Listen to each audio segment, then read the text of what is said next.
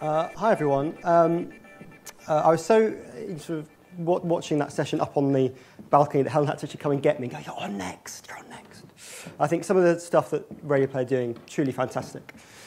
So today I want to talk about Bootstrapping A Brand. And I'm going to use Fun Kids, which is our children's radio station, as an example. But I think this can you can use this for other radio projects or any other projects you or your organisations are involved in. Just a bit about the kind of background. So I used to work at GWR, then GCAP. I left to form a company called Folder Media about 5 years ago now. And we wanted to do a few things.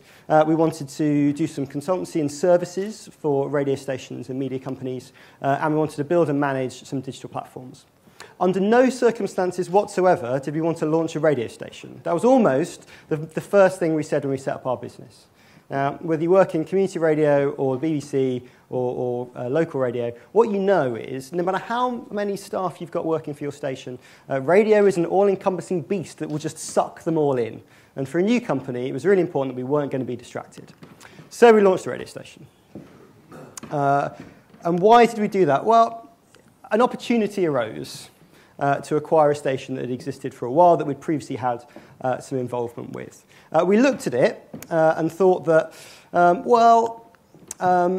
there isn't much format competition in kids. There's a bit of stuff on the BBC, but that's about it. Good opportunity to grow radio advertising. Brands don't really target a particular audience of children and families. And also, as a company that was trying to do innovation, we wanted to be able to demonstrate that as well.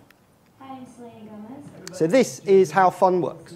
James and the Fun Kids robot at breakfast, who in fact is sat on my right this morning. Good morning, robot. Good morning, James. And to my left, producer Chris. Good morning, producer Chris. Good morning, James. And of course, you at home this morning, thank you very much indeed for switching on your radio, choosing us here at Fun Kids. Probably the most famous peak I know, I think, off the top of my head. It's got to be you. Do you spend a lot of time with celebrities? Who have you been hanging out with at the moment? Well, you know, Brad and Angelina, they come over tea weekly for, poker nights. So we're not meant to be up here in the attic. If the Fun Kids bosses find out, they will literally sell us on eBay.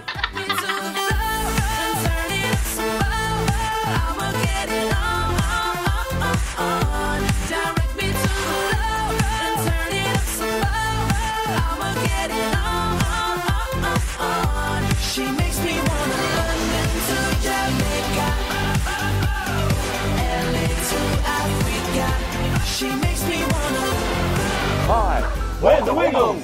It's so exciting to have our very own radio show here on Fun Kids Radio. Yeah.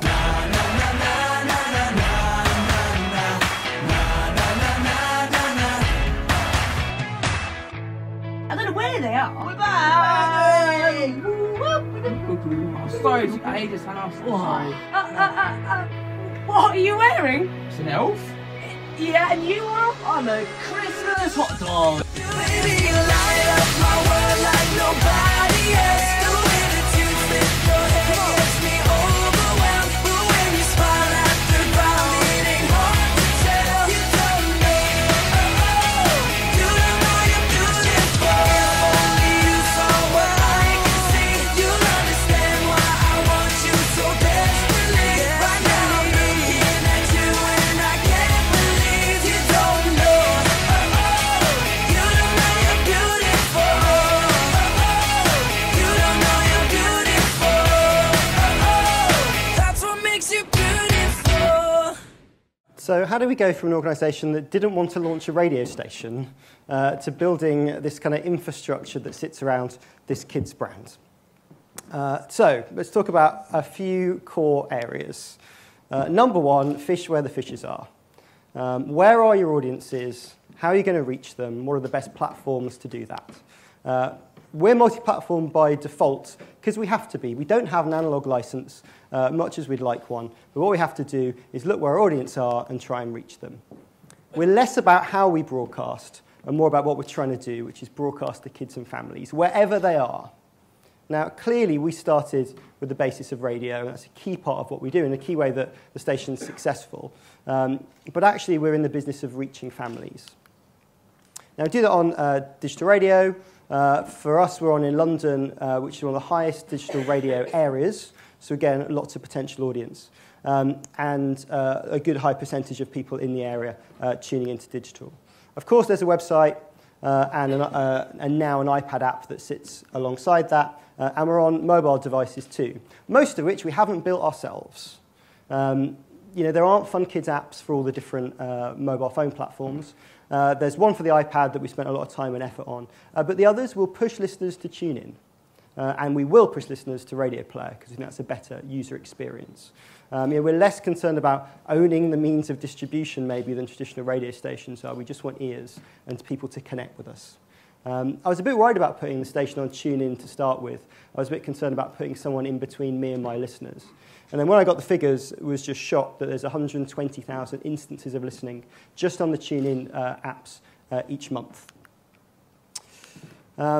And also with Radio Player, we're going to increase that. So working with other partners, that's the other thing I'd suggest. So they're going to have a TV app. They're going to push their own mobile app. We can piggyback on that, get some insight on how that's used, and then redevelop the products to reach our audiences. The great thing about being on other people's products, when you're a small brand with very little marketing, is that people can search and find you. We work harder on metadata and doing a better chance of people tuning into our stations than we do about building our own apps. And whilst we sit on the radio, we try and be in those other places too. The reason we're on YouTube is about marketing.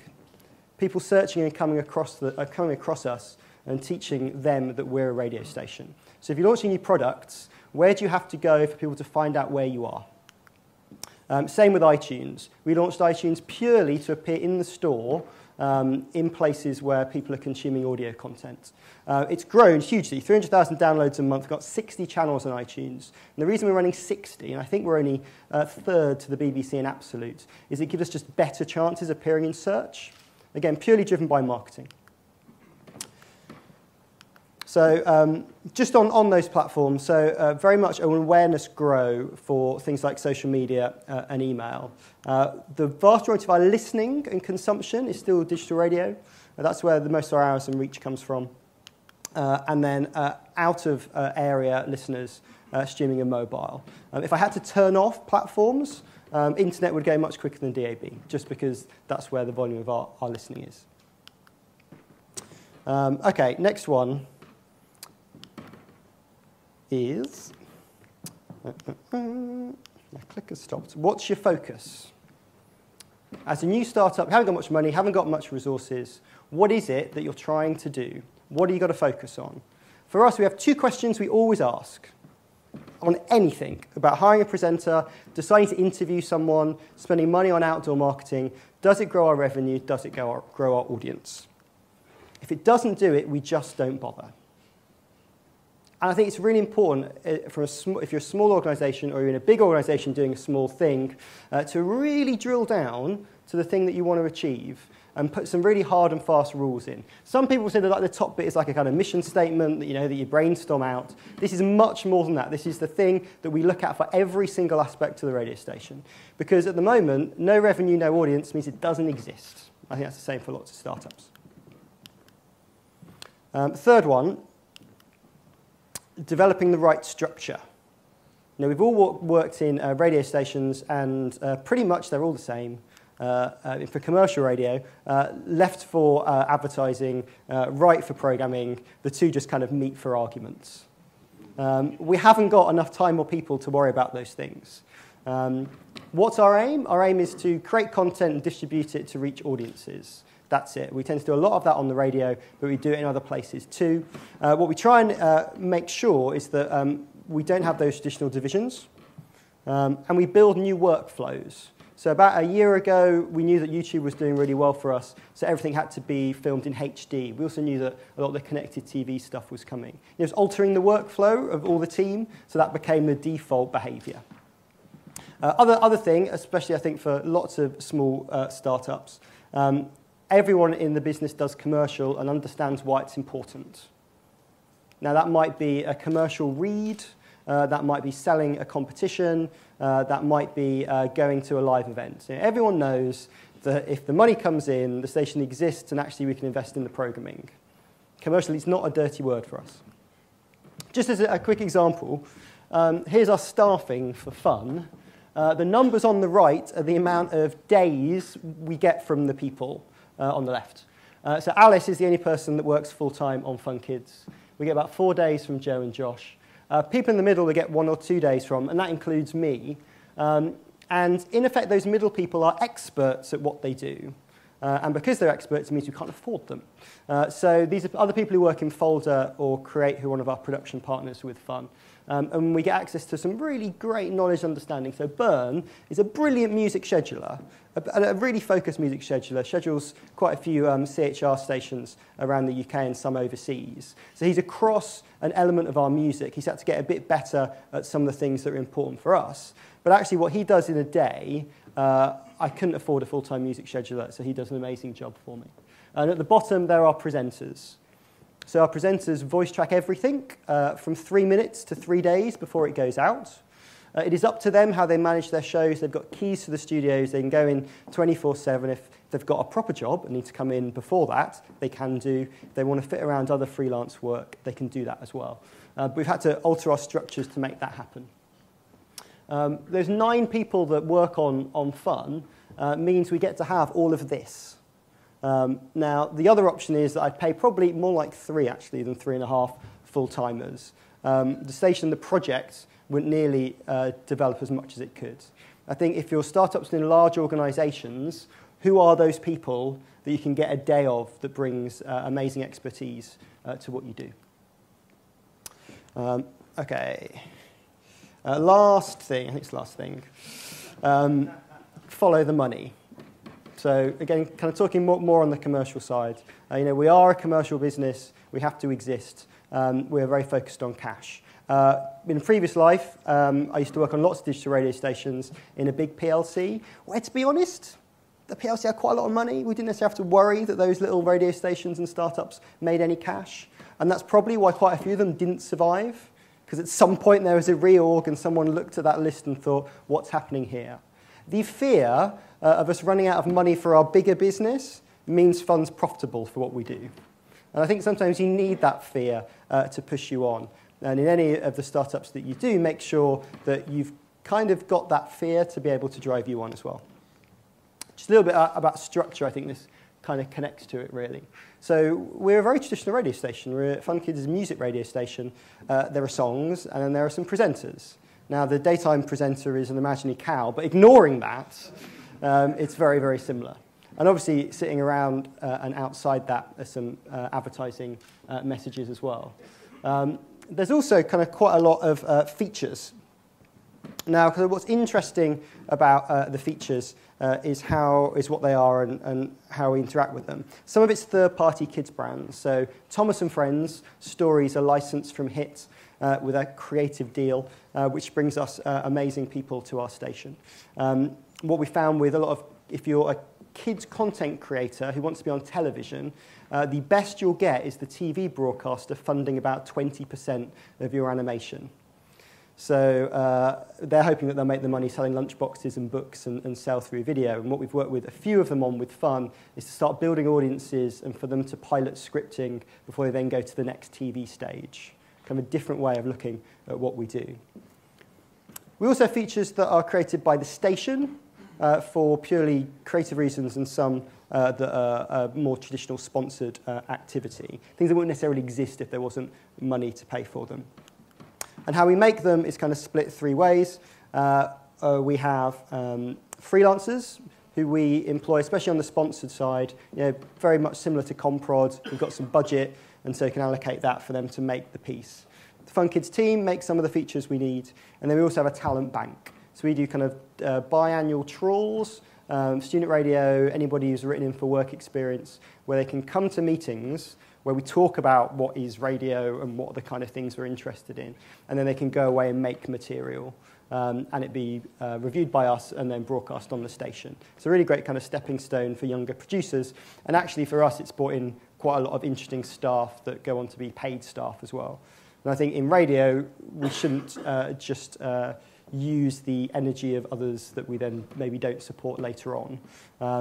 for fun on as a multi-platform radio station, and I think for startups that are doing different things, getting access to new talent with new ideas has been hugely important to what we've done. Can we just fade this one down? Video playing in the background is number 4, below. So this is a piece that was at Legoland with Horrid Henry. It was co-funded by Legoland and Horrid Henry, where we sent Luke, who's one of our presenters who won the Sony Newcomer of the Year, where he just goes and has a laugh at Legoland. It's set on the radio station's website, set on YouTube, also set on the Legoland and Horrid Henry websites.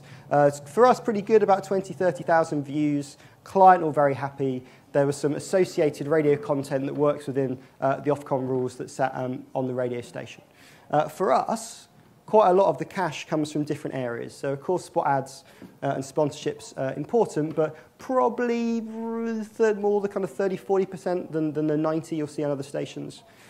We have a lot of paid-for contesting, where people want to give away things. It's great for audience, but also interesting for sales and great for people listening as well, because it's fun, whether it's winning an iPad or a book. Great thing about kids, they can be as excited about a new book coming out as they can be about a massive iPad as well. Actually, our 2 most popular prizes, iPads and Lego. So we get pretty much the same amount of competition entries, about 1,500 for each. So again, slightly different audience. And similarly, that number 3, fact files and sponsored features, is a really popular part of what we do. Kind of thing that you'd have a like word on money or a movie moment, but for us it's about book fact files. And what's been interesting for us, our clients, and I think it's the same for startups where you're used to maybe working in a slightly different sector, is a lot of advertisers aren't radio people, and so don't understand how radio is bought and sold. Actually, for us, don't need to, because they're never going to book with Capital or anyone else. All of them, pretty much all of them, assume multi-platform presence. And I think for a business from the commercial radio side that sells spot ads, I think we sometimes forget that our customers who aren't used to buying that way use the internet every day and mobile, and just assume that their messages will be across those places. We also do quite a lot of integrations for that as well.